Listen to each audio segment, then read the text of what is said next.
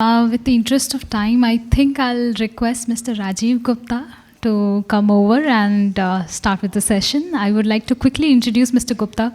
So, Mr. Gupta is a data scientist by heart, and he's a CFE, CA, and CISA qualified with experiencing in emerging technology risk, advanced data analytics, internal controls, governance, and driving organizational cultural change. He's an author of a book, Technical Guide on Internal Audit on Beverage Industry, and he's one of the top 20 thought leaders in India in the domain in audit and governance. I will not take much more time and hand over to Mr. Gupta right now. Thank you so much. So good afternoon, everyone. I am the last man standing now between you and the lunch. So even before Riddhi requested me to see if I can shorten the session, I myself proposed that, which was very well accepted, and I'm sure you all will also accept that. So today, unlike my routine session where I talk about data and technology, this time me being from e-commerce, I'm speaking on supply chain resilience. Yeah, since the theme of the conference is digital resilience, it includes everything. Why digital? Because today no organization runs without technology, and hence digital has to be there, and resilience is to make sure that the organization continues even if something goes wrong. So for example, there was electricity cut, but I didn't wait for the slides and we started the session, right? So that way how organizations continue, even though there is whatever technology or whatever suppliers they are dependent on, there is some problem on that. But why we are even talking about supply chain resilience, whereas around 20 years ago, if all of you remember, maybe around 10 to 20 years ago, every organization and every country used to feel that the right approach for any company is lean organization. Outsource everything to one country in the world. Why? Because it is the most cost-effective approach, and keep only the management with them. So firstly, that country was China, and then a few more countries came up. Vietnam came up, India was also there, Philippines was there, and nobody thought of resilience. Everybody was appreciated. And when I say everybody, every CEO was appreciated and was rewarded for outsourcing everything, yeah, to one place. And that could be any one of these countries. Because the focus was single: cost, efficiency. There was no other factor which was considered in doing, in bringing this centralization, globalization, whatever word you can say, or lean organization. And I myself remember reading many books on how to make your organizations lean. Yeah, and nobody thought that the world will face the situation which we faced in 2020. And as Harsh was also referring that, yes, there will be some black swan events, and there's the second register where you can document those things. The probability of which happening is very low, but the impact would be high. And unfortunately, the challenge which we face is when we put something as low on one quadrant, on side of the quadrant, and another, even if it is high, when you multiply, it becomes low or medium only. Because only when something is medium multiplied by high or medium multiplied by medium, only then in our whatever rating scale, practically that's what happens. And hence, many of these events which may probably have higher impact, but since the probability is low, many times management doesn't invest time, money, and efforts into it. And that's what happened with all the organizations in the world who had super centralized, right? And a lot of study was made that to what extent, because of this centralization, the companies got impacted, yeah? Whether it is, there were difficulties in getting supply chain about, even companies had no idea or even they even didn't think of going to a stage where they double click on who actually is my supplier. You know, Harsh made that point in a subtle manner in his last presentation. We knew from whom we are buying, but we had no idea from where he is getting his supplies. And we never felt the need also. क्यों करना है? माल आ रहा है, काम चल रहा है, business is growing, business is working fine.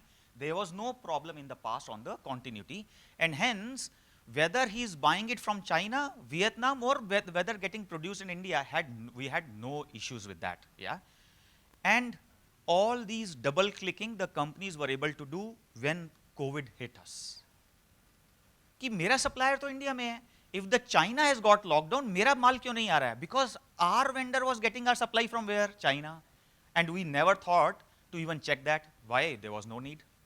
We all thought, and that's a very important point, we all thought that the countries will keep their political issues independent of their business issues or business relations. We always thought that. But that's not what happens. When this Russia-Ukraine war happened, they immediately cut supplies to all the countries, fortunately not against India, because we are closer. I mean, we are not absolutely against Russia. But those who even though had much bigger business relation with Russia, for example, Europe, yeah, we were very small for Russia in terms of oil. I think 1 or 2% of their total oil sale. Europe, though, I mean, runs on Russia. So they immediately cut. Why? Because political, issues came. Nobody thought it that way. They thought our business relations will continue even if whatever happens at the political level. All countries learned that, and that's why if you even, I am a big fan of our current external affairs minister, the gentleman, Jaishankar. So you hear him, how diplomatically he, tosses off these questions which are, thrown to him. Ki, are you supporting war? Because you have increased your purchase of oil from Russia, this and that. How in a very balanced manner he explains or justifies our stand as an organization, keeping everything balanced, not going, either of the extremes in his narrative. Yeah, and that's where we all the organizations and countries are learning that the geopolitical issues are also relations are also connected with our business relations. They cannot be seen in isolation. So these were some of the learnings which the companies and countries had from the war. And then the same happened in case of Russia-Ukraine, is happening in case of Russia-Ukraine war as well. So what were some of the realizations? Yeah, realizations which company had were, number one, cost cannot be the only driver of how we run the organization. There has to be a balance of resilience. How we are bringing a sort of tarazu which makes sure that we are building some fats as well in our system. Some inefficiencies also in our system, so that in case our key supplier or key supplier's key supplier does something which is not in our interest, our business stops altogether, or we have some way to continue our business. So that was the one realization of there has to be some trade-off. Kuch to karna padega to balance it out, rather than just being too focused on the cost part. And there were some surveys which were done, and interestingly, what it found that for companies in most sector, and this was done in US, a single prolonged shock can have impact of up to 30 to 50% of their EBITDA. Only single event. Yeah, this was done in US, but I'm sure very similar outcome will be there if the same study is done in India as well. Yeah. So realization is okay. We all understood that yes, this is the risk in which we are living. So now what to do? There are various options then I will talk about. First option is, it's okay, yeah, we realized, but we'll still do ad hoc. We'll do firefighting, which means जब होगा तब होगा। Covid कौन सा हर साल होगा, या Covid जैसा कौन सा हर बारी आता रहेगा? जब ऐसा कोई मेजर इवेंट आया, और कौन सा Russia Ukraine war will keep happening. I mean today it's Russia Ukraine war, tomorrow ऐसा नहीं है कि tomorrow there will be another war. If it happens, it will happen, and then we'll see what the, how we will manage as an organization. So that is one option which is there with the companies. Yeah, maybe some smaller companies may think it is a viable option, but I think bigger organizations, listed companies who have a lot at stake and many stakeholders to be managed, they can't go with this firefighting approach. Yeah. So another approach, which obviously most of the organizations are now looking at, is how they can build resilience in their supply chain. And then when I thought that, okay, we have to talk about supply chain resilience, then what exactly it means? So let's simplify. Let's simplify the meaning of supply chain resilience. So I just made few underlines of the 4 keywords. Number 1 is, if there is an unexpected event, yeah, which, for example, COVID, this Russia-Ukraine war, and which can impact your supply chain negatively. And what you want to do, you want to make sure that the business continues. So there is an unexpected event, it is going to impact your supply chain negatively, but your job, because you are running a business, your job is to make sure that the show must go on, right? And recover back to your full capacity as soon as possible is the very simple definition or meaning of supply chain resilience. Yeah, nothing complex about that. So what does that involve? So it's definition, okay, clear. So what does that involve? How we do it? What the organizations have started doing, they have started doing strength and weakness analysis. Strength and weakness analysis means what is in my control and what is in not my control. You know what, that in our various leadership programs, we learn about circle of influence, right? There are 2 circles. One is circle of influence, and what is another is circle of concern. Concern. No, ma'am, 2 hai. Yeah, one has circle of influence and circle of concern. Let me just help you recap.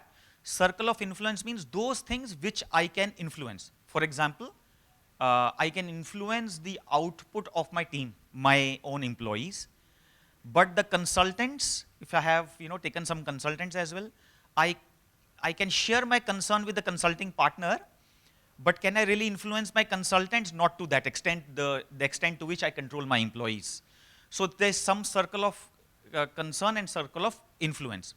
Another example of circle of concern is, I know in many countries the politicians are not doing exactly what they're supposed to do. I'm very worried, and especially over in the evening over drinks, we talk a lot about it. Arey, this ye kharab chal raha hai, wo kharab chal raha hai, ye politician kharab, wo politician kharab. But can we really do anything about it? At least in what we are doing, the way we are in our current role as a professional, no. If we really want to do, we have to become a politician, right? A better politician. So when we are having those evening sessions over drinks and sharing our concern, it is circle of concern only. We can share our grief, pains, but we can't really change anything. Circle of influence is when you are one of those politicians, and I, as a audit leader, I'm sharing my concerns with you, and you say, oh, you're talking about something which relates to oil and gas, and I am the Minister of Petroleum. So as a Minister of Petroleum, I can definitely influence that. So if we are discussing those things where one of the participant has the power and authority, that is circle of influence. And we as professionals, we are expected to focus on circle of influence and not much on circle of concern. Because circle of concern में आप अपने pain share करोगे, सामने वाला भी share करेगा, होगा कुछ भी नहीं. Because none of you have the authority to solve that problem. Circle of influence में you are making sure that at least one of the person in that room has authority also. And hence, if you share your concerns with him or her, something can happen. Yeah? And that's what companies started doing when they learned about supply chain resilience. when they learned about this, erratic supply. Let me see what is in my control and what is in your control. Those things which you are, for example, manufacturing yourself. What is not in your control and what are your weakness, where you are dependent upon multiple chains. Yeah. For example, companies like Maruti and others, if you would have seen, they have done some things amazingly well. The entire ecosystem of their suppliers are in few kilometers in of their factory. And with the amazing EDI, electronic data interchange setup they established around 25 years ago, they are amazingly well, they are managing their cost also. They are absolutely JIT, just in time. Yeah, the trucks come exactly on time. They don't keep too much of inventory. But they have made sure that the ecosystem for their suppliers, yeah, for their supplies is very well in their control.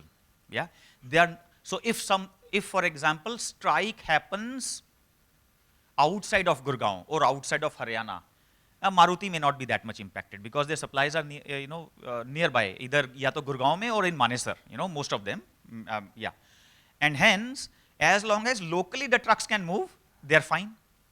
But if something has to come, say, from Karnataka or maybe from Tamil Nadu, then they may have problem if there is a national strike.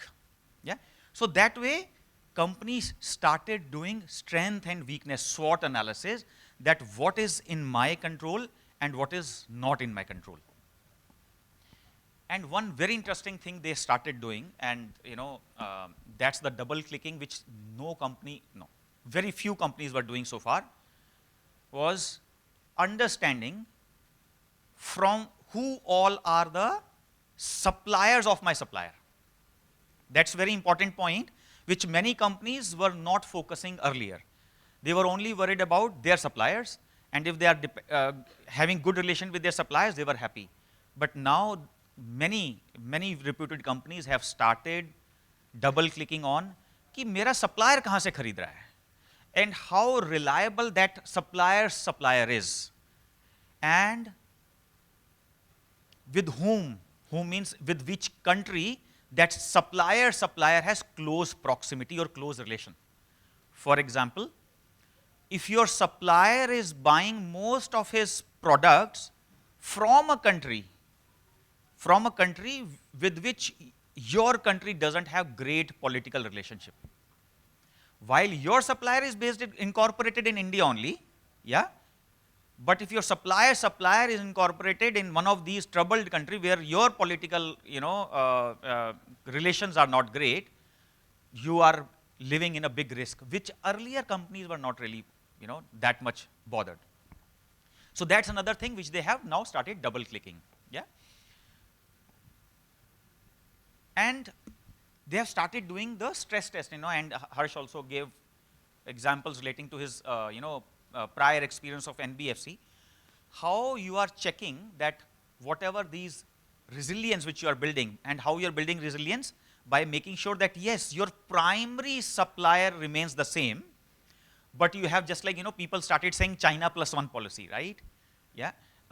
Similarly, how you are making sure that for your key supplies, you have one primary supplier, and then you have secondary smaller supplier as well, who is ready to support you with the same quality product. And that's why, if you remember, ladies and gentlemen, when we audit procurement process, by default, we want to make sure that if there were 3 quotations taken for purchase for some high value purchase, the lowest quotation wins, correct? And we buy everything from that supplier. Yes or no? Any no in this room? L1. Anybody who want to say no, L1 and L2 and L3 also? Only one, sir? 2, 3, sir? 4, sir? One madam also? Yeah, no problem. Even if the answer is wrong, this is not a test, right? So you are absolutely right. So maybe, sir, since you raise your hand first, sir, why madam is saying only L1, and many agreed, including me, But you said no, L2, L3 also you will prefer. Why, sir? Let's presume, sir, let's presume all three have no capacity constraint. Then what? Let's presume no locational disadvantage. Then what? Then what? Absolutely. You both are right, sir. And we as auditors had a hard time, let me share with you, hard time accepting it many times. Yeah. And many times my own audit team came to me with this as a high risk. Arey sir, what is this? One supplier was selling something to us for 30 rupees. While we bought from him, our company bought from someone who also was selling at 35 and someone who was selling at 40. जरूर कुछ collusion हुआ होगा, उसको commission मिला होगा. Yeah?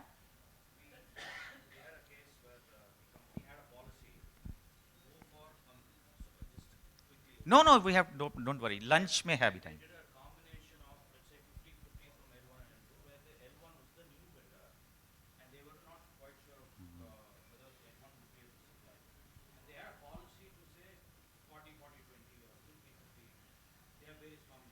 Absolutely.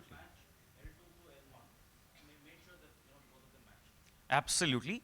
And this exactly is the reason why many companies are doing it. And they are doing it before COVID. I mean, this is not something which COVID taught us. Company learned it that if they are fully dependent on only one or very few suppliers, today they are in our favor. Tomorrow they can arm twist us as well. And hence, different companies, so as you said 40, 40, 20, different companies had decide different percentages to allocate just to make sure that they have working relation with multiple suppliers. Yeah? And that is one very important stress test which many companies were doing earlier as well, and those who were not doing because of the cost factor, that no, let me buy only from that supplier who's selling me for 30 rupees. So those companies have also started doing this stress test, that if my primary supplier, jo 30 rupees mein who is giving me, if he goes out of business, then 35 and 40 wala would be able to provide me for full capacity or not. Yeah. So they have made sure, the companies have made sure they are now consistently doing this stress test so that their business is not impacted for a long duration. Yeah. And then, Gartner just tried to summarize this point very well, and they said the cost of retaining multiple supply locations must be seen more as a cost of doing business rather than inefficiency. Very simple, but very, very important point. And I love this statement because many times when you go into, purchasing committee, yeah, there are many who challenge the fact that why we are wasting money by buying from 20% or 40% from the expensive suppliers. So this message actually has to be reiterated. Simple point, but it has to be reiterated that extra 5 rupees or extra 10 rupees is not inefficiency, it's not a loss, it's an investment we are doing on the long-term sustainability of our business. So it has to be seen as an investment rather than an adverse impact on your P&L in short term. Yeah? So that's a very, very important point which many companies are learning now. There are three things broadly, when Gartner did this study with many high-profile companies which were significantly impacted, during COVID, that what exactly you did to come back? I mean, obviously, see, year 2020 was a big shock for everyone. Yeah, everybody went down, but now all the companies, yeah, almost all the companies, they are back. No, so that's when Gartner did this study with them, asking, what did you do to come back? Yeah, and there are two ways to look at it. So on the left-hand side are 6 points in which Gartner summarized it. I further summarized it into 3, yeah, so that it becomes easy for us to remember. And how Gartner said, they summarized, they said the companies moved into multi-sourcing, we were discussing. Nearshoring means, in case you see, Because if you remember, and that was an interesting thing which I saw on Google Maps, Google Map? Yeah, Google Maps. Last year, if you would have seen the satellite view, you have two options in Google. One is the road view, another is where you see the green and the buildings as well. There were many ports in the world where there were traffic jam. Traffic jam of ships. There were many reasons. One reason was there were no drivers. Why there were no drivers? Everybody was jobless, then why there were no drivers? Why there were no drivers? Any idea? In India, the reason was different. In US, the reason was different. Any idea why there were no drivers? And because there were no drivers, the ships could not be unloaded. Yeah? In India, the reason was all the drivers went back to their villages to do farming. Why? Because they had no surety when the economy will open up, because every place there was lockdown. And labor class, they are dependent upon their monthly or daily wages. Hence, they thought, ki in city we are not getting anything, so let's go back to our village. There at least we can do farming and make our living. So in India, this was the reason. All the drivers, they went back to the villages. But in US, that was not the reason. Any idea? In US, drivers realized that the amount of money they were making as a driver was less than the amount of money they were getting as minimum, that social security they get. What's it called? DOLE, okay. The bare government gives them, right? So US government printed 6x the money, right? Something like that during COVID times, and distributed to everyone. And that's why they are in the mess in which they are right now. That's a different story. But the drivers were not there. Why? Because they said, "Arey Baba, ghar mein baithe baithe I am earning more than working as a driver." And hence, there was no driver. And hence, there was traffic jam of the ships on all the European and US ports. वो धीरे धीरे करके, I think now it has got cleared. That was the nearshoring thing. So that's when some of the companies realized that the farther my material comes from, the more the risk, because then I'm dependent on ships, trucks, this, that. And hence, let me do nearshoring. The nearer is the source of my material, better it is for me. Beautiful example is Maruti. Yeah? So they had done it, 20, 25 years ago, which many companies learned now. Then ecosystem partnership, again, I think Harsh was also making that point, that how you are strengthening the ecosystem around you rather than just treating them as your supplier. Because when you think of them as a supplier versus as your ecosystem partner, the qualitative relationship changes. Yeah?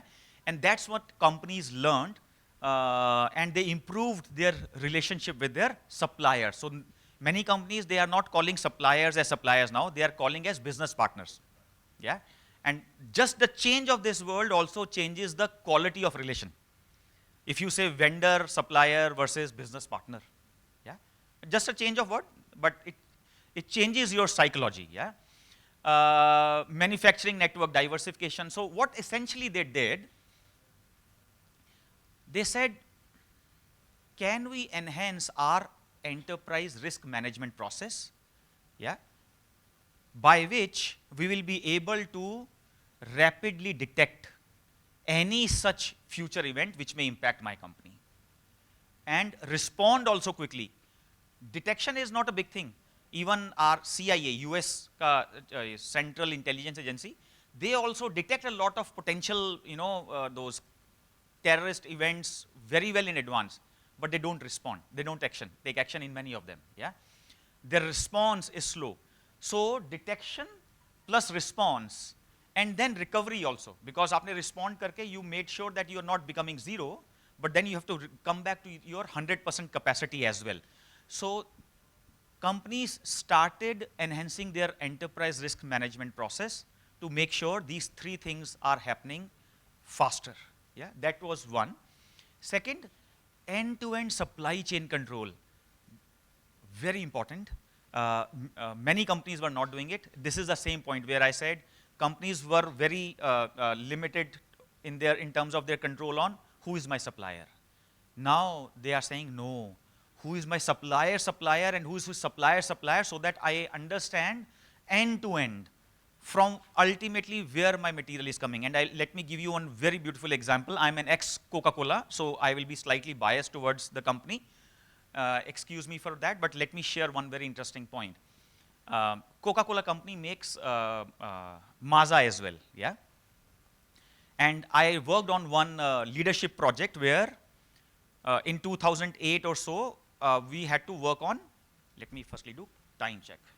So I have time till 1:30, so we are very good. 1:30 will not go beyond, yeah? Because 1:30 se pehle khatam hoke bhi fayda nahi hai, lunch is not there, yeah? So, and tea is also anyways not there, right? So you can't do much outside before 1:30, yeah? So let me share this. Coca-Cola company detected somewhere in 2007, 2008 that the vision they have for Maaza brand, the growth plan which they have for Maaza brand, if they are able to succeed with that growth plan, the quantity of mangoes they need to produce Maaza will be much more than the quantity of mangoes produced in India. तो कैसे होगा? और ऐसा भी नहीं हो सकता है कि कल को कोका-कोला कंपनी से whatever mango is getting produced 100% हमारा है. ऐसा तो होगा नहीं. Government will not allow, because human consumption तो सबसे पहले होना चाहिए.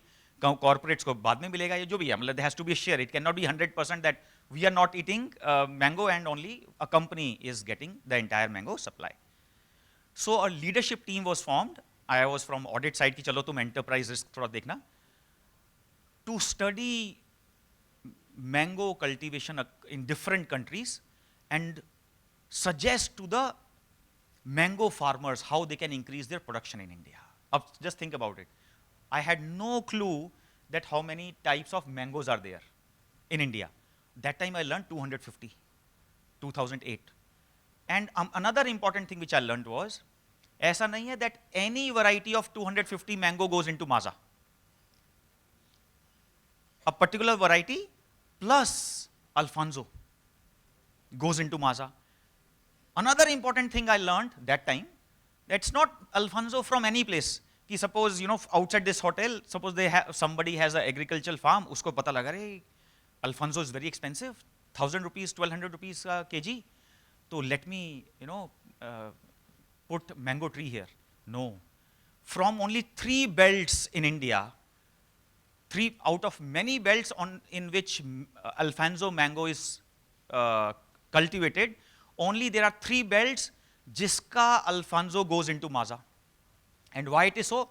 Because the Coca-Cola company in Atlanta certified that if you get Alfonso mango from these 3 cities, or not city, villages, the taste is consistent.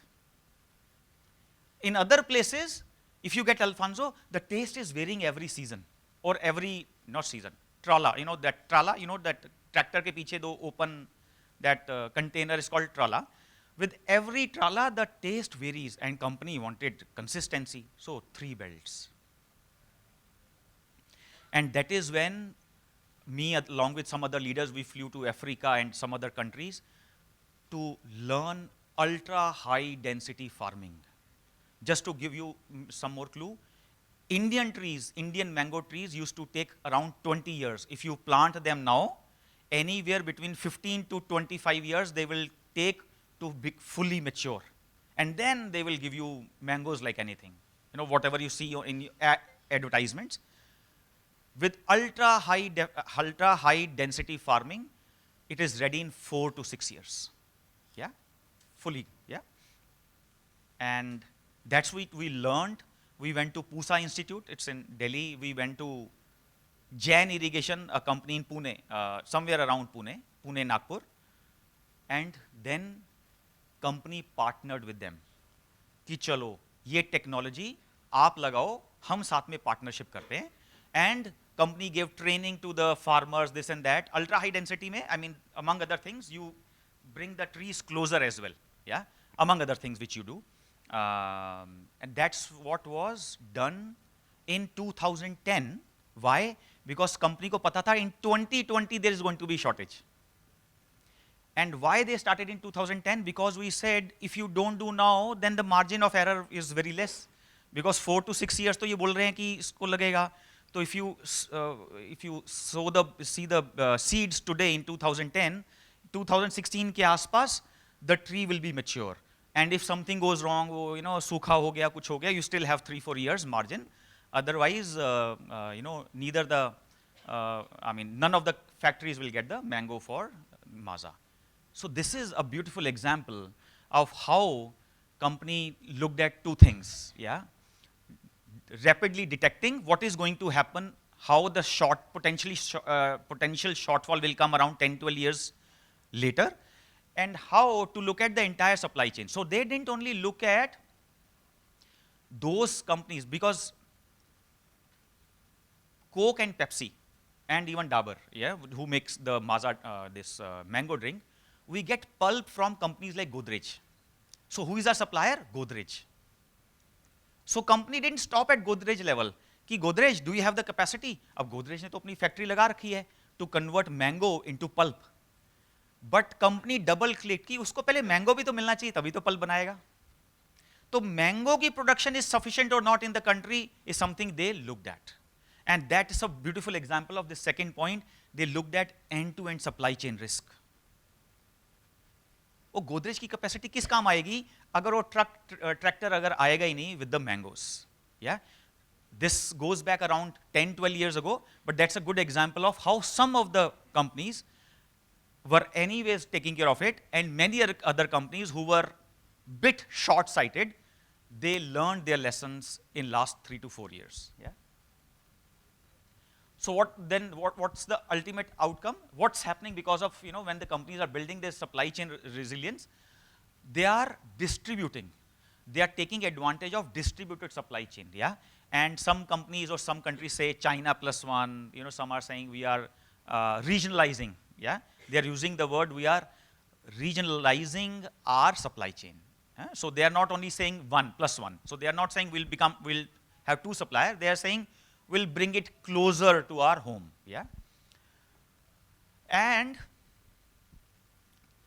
this is against the original, opposite to the original principle of having lean organizations, having only the managers with us and everything outsourced to the low-cost nation, low-cost country. This is, in contrast to that. And the idea is, the most important thing is how, as an organization, I have empowered my enterprise risk management team to make sure they are quickly detecting any such potential risk. A beautiful example is this mango example which I gave. Respond is, in this example, people like me, we all were brought together. So the beauty is, there was a team of 6 or 7 of us who were formed. Usme I was from the audit side. There was CFO of Sri Lanka, the second team member. Supply chain का one leader, planning का, planning होता है ना company which do this, not capacity planning, inventory planner. So the company was very mindful that जितने भी related touch point हो सकते हैं, who can influence both from the finance as well as operations angle, they are brought together. Otherwise the easiest option would have been चलो 5 लोगों की supply chain की team बना के भेज दो, yeah? No. Supply chain 1, planner 1, CFO 1, auditor 1, there was one more, procurement team. Procurement say 1. Company was not very sure how everybody will contribute, but we all contributed, yeah?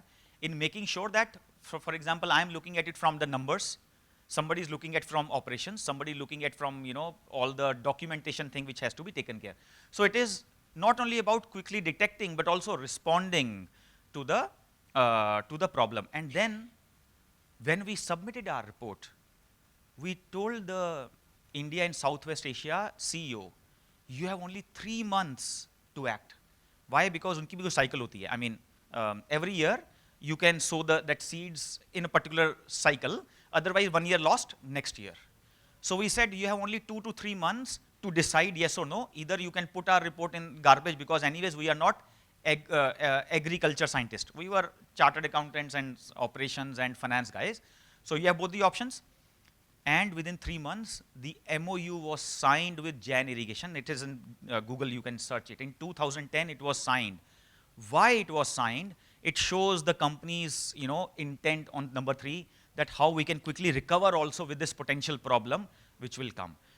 So that's how many companies have now started empowering their enterprise risk management teams as well. Last point on my slide, very good, very much on time.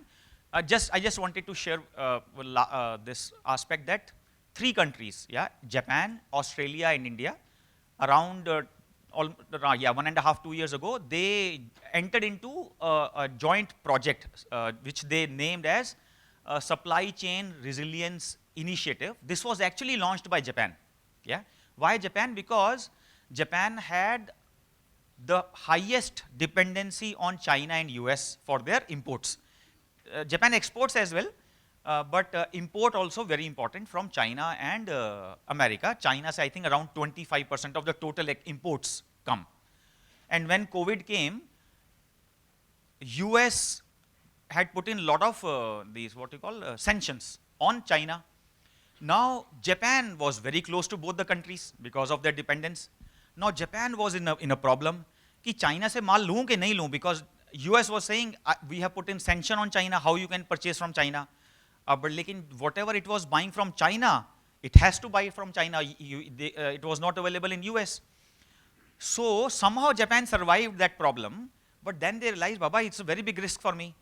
And then they said, okay, dushman, bhai, bhai.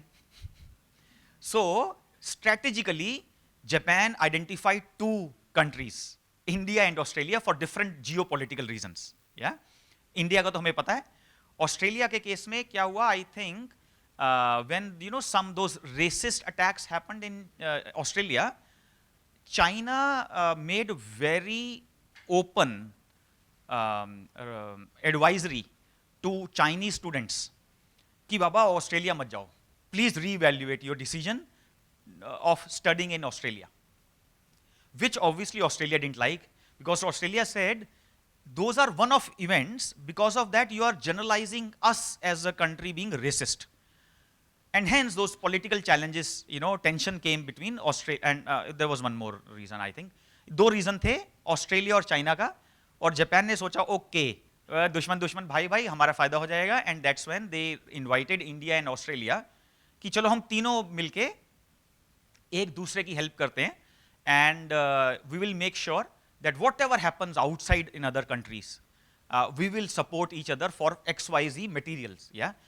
Japan said मुझे ये सब आपसे चाहिए होगा, and India agreed, because one very important reason, India maintains close relation with Japan because I think it is 4th or 7th biggest investor in India. It means Japan, and non-exploitative.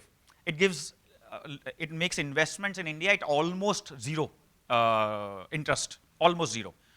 And that's the quality of relation which India and China enjoys. And hence, India immediately agreed, because दोस्त है, friend है, तो friend के साथ partnership करने में कोई problem नहीं है. And that's the reason this initiative was launched. And this, 130C, both start and end at the right time. So they are making sure that the governments are also pretty proactive. So in my previous slides, I talked about the private sector, but this last slide is about that government is also very proactive in making sure that their supplies are not that much impacted, or if it is impacted, it's in short term. And hence, there are many initiatives which they are taking. So maybe, thank you so much. I will take 1 or 2 questions in case there is any. Otherwise, lunch is ready. Almost.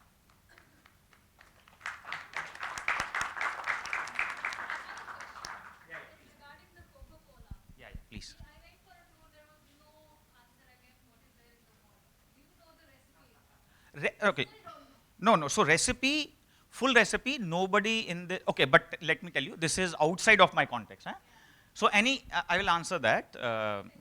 Any other question? Yeah, madam. How can auditors initiate supply chain resilience?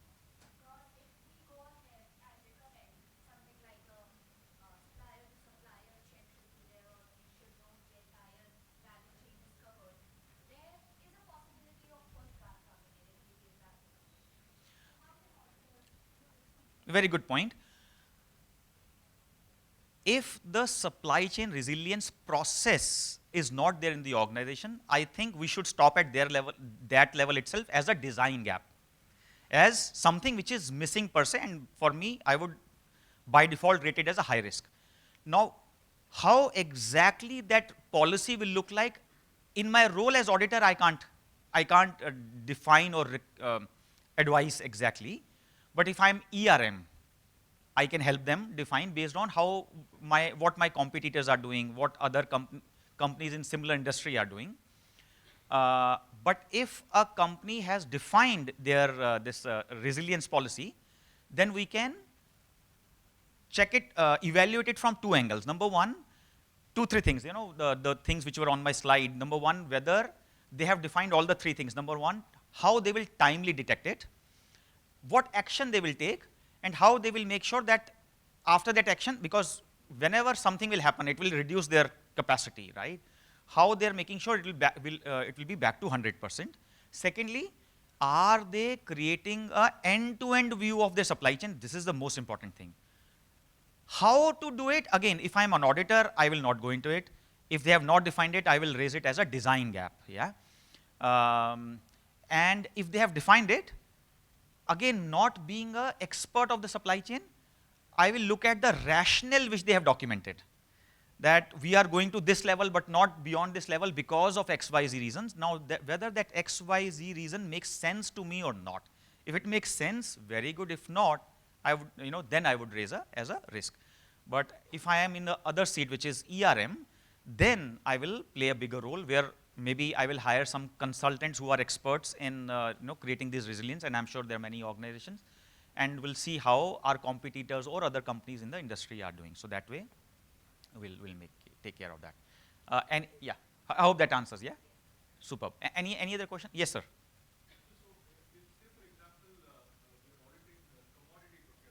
Mm-hmm.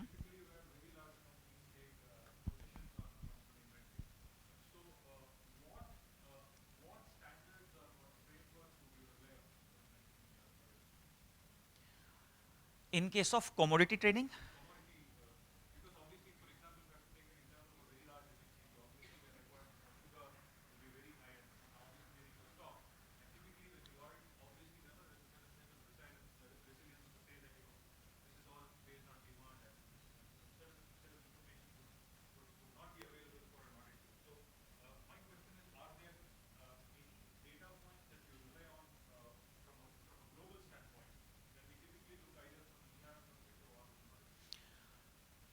see, more often than not, there are some research works which are used by almost all these big companies before making these, commodity related calls. Yeah.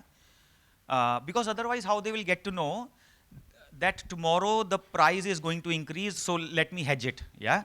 And vice versa.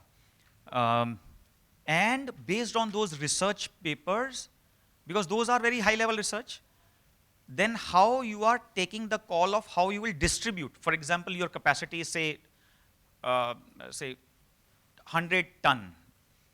Now you saw research which you used for your basis. Now whether you are taking a call, taking a position today for 100 ton itself, or you are distributing between 40-40-20 or 50-50, that's the decision which procurement teams they have to, or the treasury team, whichever team takes care of that, they have to make some judgments. So these two things have to be documented. Number one, that what's the base on which you decided that you will do this, number one. Number two, how you made that distribution, what was your rationale for that? Both the things have to be documented. Now, if you are auditing that process for the first time, you will hardly find it documented, and hence that audit has to fail normally, where you find a lot of high risk. You report as a design gap. Second time onwards, they understand that auditors need this rationale as a base, because otherwise, how you will know whether it was an ad hoc decision or a judgment. Now, judgment can go wrong as well, and that's the beauty, ladies and gentlemen. Please understand, and that amazes me. The research report which he will be using, the same research report he will also be getting. Now, when he is putting a position that I want to buy, today sugar is at say 30 rupees, I want to buy at 35, but you also had the same research report, you are ready to sell at 35. Are you getting my point? He's seeing a risk that the sugar price will increase beyond 35, and hence he want to block it at 35. Using something similar report, you are making a decision that no, price will fall below 35, तो मैं बेच दूंगा 35 पे. So you are selling, he is buying. But the beauty is you are living in the same world, in the same age of misinformation. And hence I say it's a judgment, and judgment can fail. So we as auditors, we should not be penalizing the one of you who failed, as long as you had a rationale. Not rational can go wrong. The same thing ना, कोहली ने सोचा toss जीता तो मैं fielding करूंगा तो जीत जाऊंगा, उल्टा हो गया, वो हार गया. अब ये तो ना बोलेंगे यार तेरे को पहले you had to be a Joshi, और फ्यूचर में जाके तू देख के आता कि अगर टॉस हारने से क्या होगा, जीतने से. No, I mean he took a decision, right, judgement. So as long as that judgment is well documented, rational is documented, I think we as auditors, we have to be, considerate of that. But that's my opinion. Yeah? Yeah. Additional point of that is, from a government's perspective, it's better to have a more of commodity hedging policy. Absolutely, ma'am. Have currency hedging in most companies. Yes. Absolutely, no doubt. Hedging is also required and better be approved by the Absolutely. And that has to be part of the design. And many companies, they have documented in their chart of authority and all those things that who can authorize what type of actions in the company. So I fully agree, madam. Yes, absolutely. Yes. You wanted to ask something? Yeah, madam. Yeah.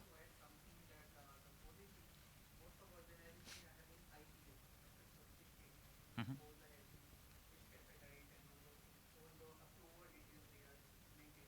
Yes. So names can be different, yeah. And if you ever come to Flipkart, you may get heart attack with the number of acronyms and the different names we use. I struggle. My colleague is here. I struggle for 6 to 8 months in so many acronym and different terms which are used. So that can be different. But as long as ma'am you said, proper design is there, appropriate approvals are there, that should be fine. Yeah, ma'am.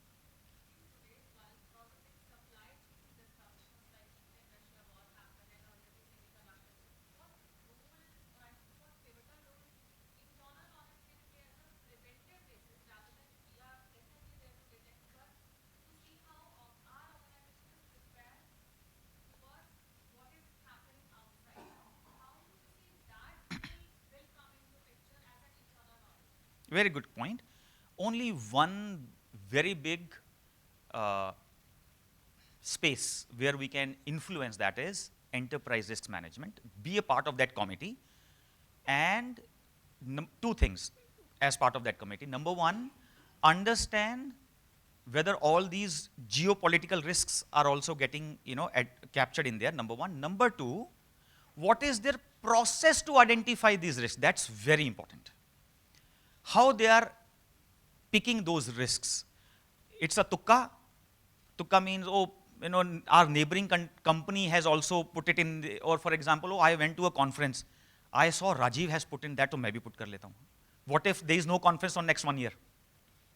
So then how would you identify? So what is your process to identify the potential risk for your business? So having that process is very important. To give you one very relevant example, yesterday I was reviewing a process with my team, and they said, Rajiv, एक process है जिसमें there were 1,200 people who were having excess, and we were not happy, obviously, as an auditor. So they slashed it, and now it is 300, and my team was pretty much happy about the achievement. But I asked one thing. I said, tell me the process which was followed to reduce 1,200 to 300. And my team was clueless. What does that mean? I said two options are there. Number one, just because auditors have pointed out that 1200 is too much, they close their eyes. Employee number 1 से लेकर 900 वालों को बोला चलो तुम्हारा access हटा दिया, या they bucketed them into who is a manager, who is a executive, team member. तो मैनेजर के पास they retained the excess and by chance managers are 300 and the staff के पास क्योंकि excess नहीं होना चाहिए था, they were 900 and their excess got removed. Now this second approach is better because then it means they have set up a process by which staff, any new staff coming in, he will not get excess of that particular transaction and a manager only will get access. So having a process becomes very important in making sure that this, this ERM process is rightfully capturing the right risks at the right time. Yeah. Yeah, please.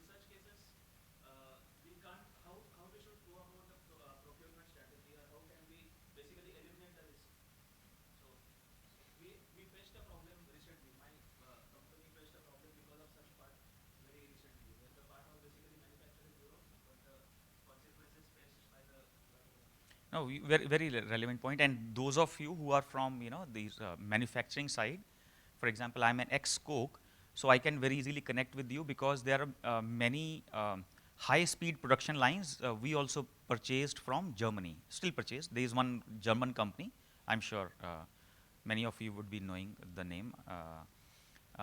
Sort of that company has monopoly on that technology which produces 720 bottles per minute, BPM. Can you just think about it? 720 Coke bottles are getting produced in 1 minute. And that, in a normal season, that factory runs for 2 shifts, 16 hours. So 720 multiply by number of production lines, multiply by 60 minutes, multiply by 16 hours. That many Coke bottles, only one factory can produce. But the company is dependent on that German company, or in your case, it may be China. What we saw, my boss that time recommended that can you allocate a portion of company money to invest in startups? Support those startups who say we will create a similar technology. That's the fantastic advice my boss, who was CAE of Coke that time, he gave to the company, and company loved it. So Coca-Cola company even today earmarks some fund so that these type of startups who want to try something in the technology space, these production lines and all those, we support them. Now it's like 50-50. Sometimes they fail, sometimes they pass. But that's a investment which the company is doing to reduce their dependence on these monopolies. But till the time those second, third, fourth player becomes big, yes, the challenge is there, absolutely. But this is one very good way by which you can support the ecosystem of having the your +1 suppliers. Yeah. All done, all ready for lunch. And last this question. Nobody in this world knows the complete formula of Coca-Cola. Nobody in this world. Even, and that's called 7X. The formula is called 7X. Earlier it was in the museum of Coca-Cola Atlanta. And then they somehow felt, I believe ERM may have said that, so they moved it to SunTrust Bank. So if you really want the formula, you have to hack into or physically you have to break into SunTrust Bank, which is in Atlanta. If you do that, you will learn the formula, and please tell me also what is the formula. Yeah. Yeah, but when it was in museum, even ऐसा नहीं कि you can go and touch the formula. No, it's involved. Yeah, so it was involved. And then they said, why to take so much risk? So they moved it back to the bank. Yeah. Thank you so much, guys. Thank you.